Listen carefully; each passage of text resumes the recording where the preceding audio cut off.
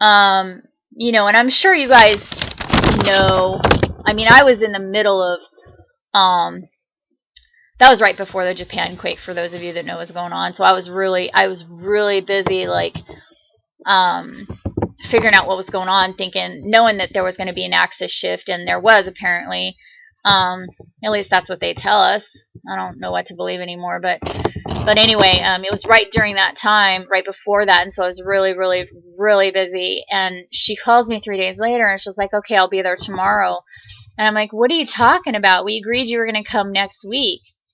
So, you know, they will do things like that just because they know that, you know, that's going to be very irritating. If you're planning for somebody to come visit you in a week, you know, you get ready for that.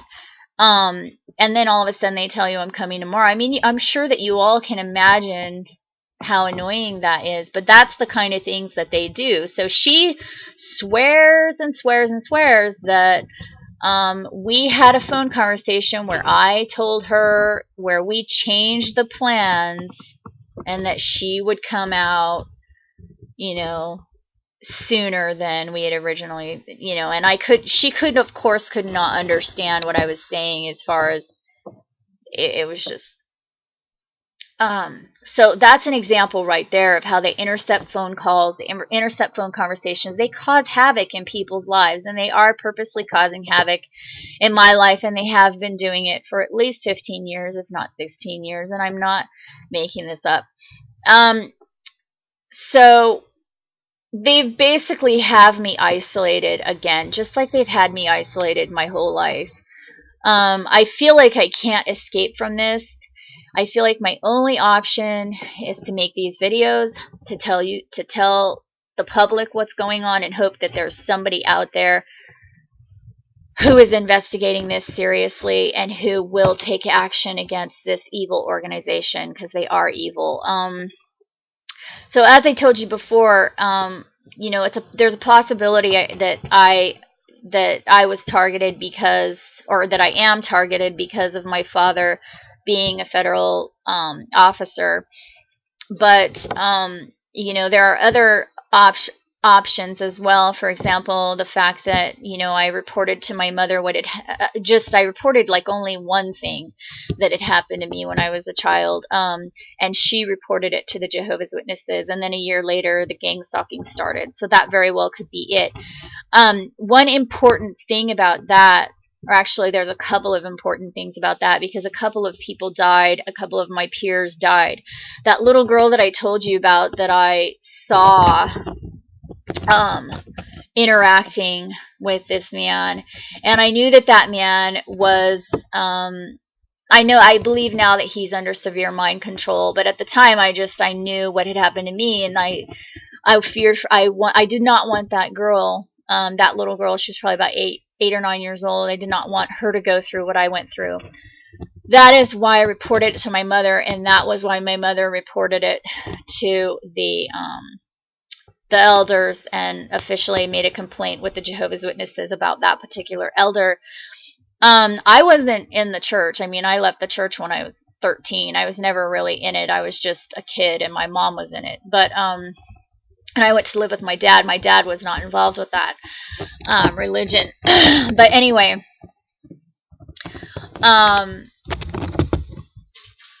you know, like I said, the gang stalking started after that. And then that little girl, when she was 16, committed suicide. So she took like an overdose of over-the-counter allergy medication, I guess.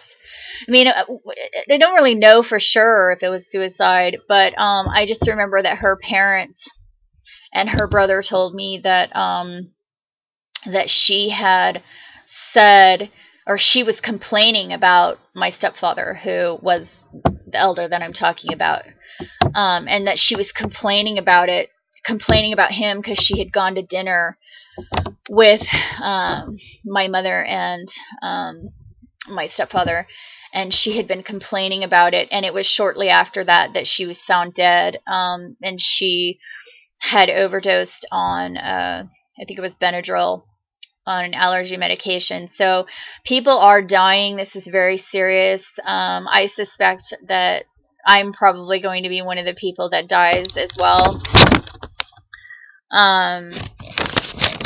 The only reason why I think I'm still alive now is because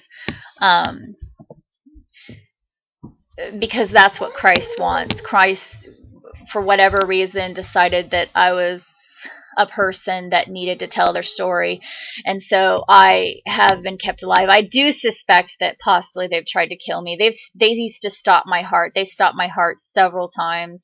In fact, the first time I remember them stopping my heart was in 1993. So at the time, I had no idea that they were using technology against me. It wasn't until last year, actually, that I found out they were using technology against me. So that may be, the gang stalking may be coming from the Jehovah's Witnesses and ultimately the Masons, because the Jehovah's Witnesses are an organization from the Masons. Again, they use the abuse in order to control people, so it's very frustrating for them when they can't control a person. And then they really step up the gang stalking, and they step up all these other things, like trigger phrases and words, and they get these people that belong to their groups, whatever the groups are, whether they're religious groups or whatever, they get the people that are involved with these groups to use trigger words and phrases around you to traumatize you. So they use specific words that they used when they were abusing me as a toddler. And so they do that because they want you to, they're trying to break you down and get you under their control again, or if you commit suicide, that's just a perk for them too, because then they get custody of your child and they can continue their abuse on the child without you blocking their ability to get to the child, because like with my mother, for example, she's under such severe control from them. They traumatized her so badly that she's under severe control. All they have to do is to remind her of the abuse, and she will go into a hypnotic state, and then she'll be completely under their control. So she is constantly disassociated from herself.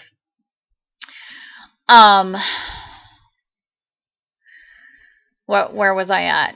Okay, so what I was going to say is that when a person is disassociated like that, then it's easy to, like, if there's children under their custody, it's easy to get to the children if a person's disassociated. Just as an example, I'll give you, I saw this girl on the bus just recently, maybe a few months ago, and there was a guy sitting in front of her on the bus, and he was like fondling her daughter, like he was tickling her daughter.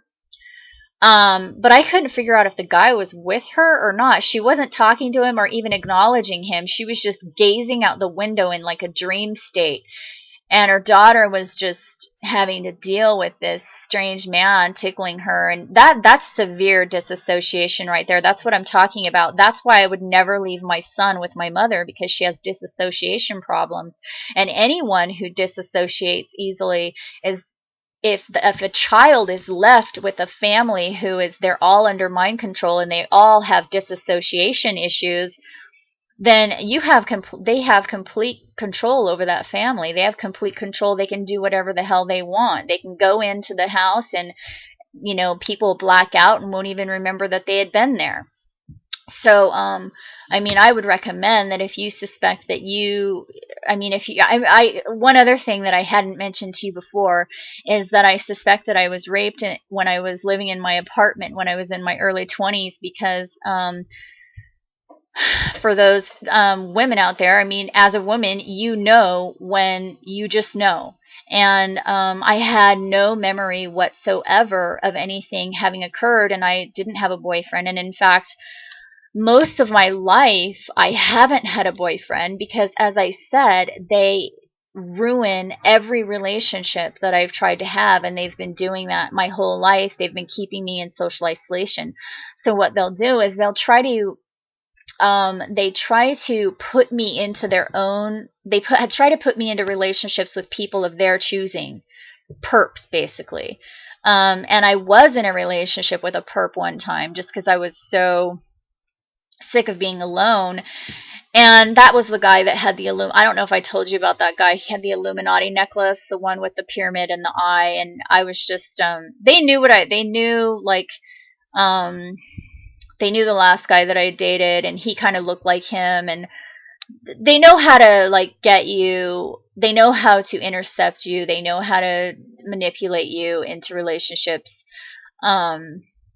And so that was what they did. But this guy was crazy. I mean, he was doing weird stuff to my cats. He was abusing me in ways that I can't even describe to you. He was using some kind of psychological tool. He's the same guy that like had all the marijuana and got me eating it, and got me like eating the herb, and then that changed my brain frequency, and then I started like receiving thoughts that weren't my own. And in fact, just so you guys know, and I, like I said, I don't enjoy doing this, but you need to realize that drugs, any kind of drugs, whether it's an herb, because marijuana is an herb, whether it's an herb or pharmaceutical drug, those drugs change the chemistry of your brain. And when the chemistry of your brain changes, it leaves you more vulnerable to their control. It leaves you vulnerable to what they're stimulating you to think and what they're stimulating your brain to do. So you're more susceptible to becoming their little robot if you're taking any kind of drug at all. And I would stay away from fluoride and other things like that too. But anyway, so that guy was one relationship that I had that I knew for a fact they had put into my life on purpose. And the whole reason that he had all that marijuana, because I didn't do drugs before I met him. And nothing, I mean, not even aspirin.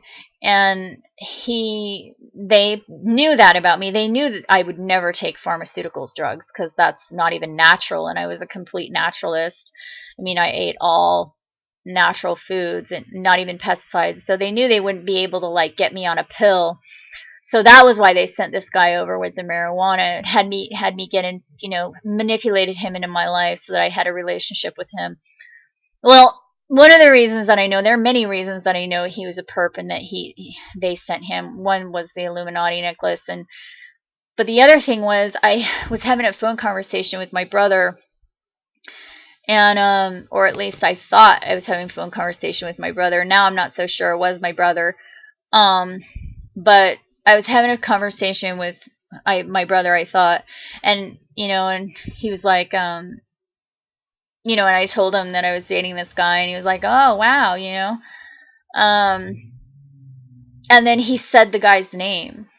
He's like, oh, is it? And then he said the guy. I can't remember the context of what it was, but he said the guy's name before I even, and you got to understand, like, I was living in California, and my brother is living in another state completely. And I hadn't seen him for years. So there's no way he could have known the guy's name that I was dating. You know what I'm saying? There's just no way. So it wasn't, somebody intercepted that phone conversation. That's what I'm trying to say. To let me know that they knew exactly who I was dating because they had planted him there. And it was all part of their thing. So they have my life completely... They believe they have my life completely under control. That they probably think of me as their property. I realize now when I look back at all the jobs that I've had, it's very suspicious. There was always weird things going on at my jobs, whether it either seemed like it was criminal activity or it seemed like it was a government job. Like I told you, that microfiling job, I'm pretty sure that was the government. I'm sure of it. I mean, but I wasn't getting paid a government wage. I wasn't being given the dignity of knowing that I was working at a government job. You see what I'm saying? It's really easy for them to get you if you don't have a job and you need one. All they have to do is say, hey, you want to come work for us?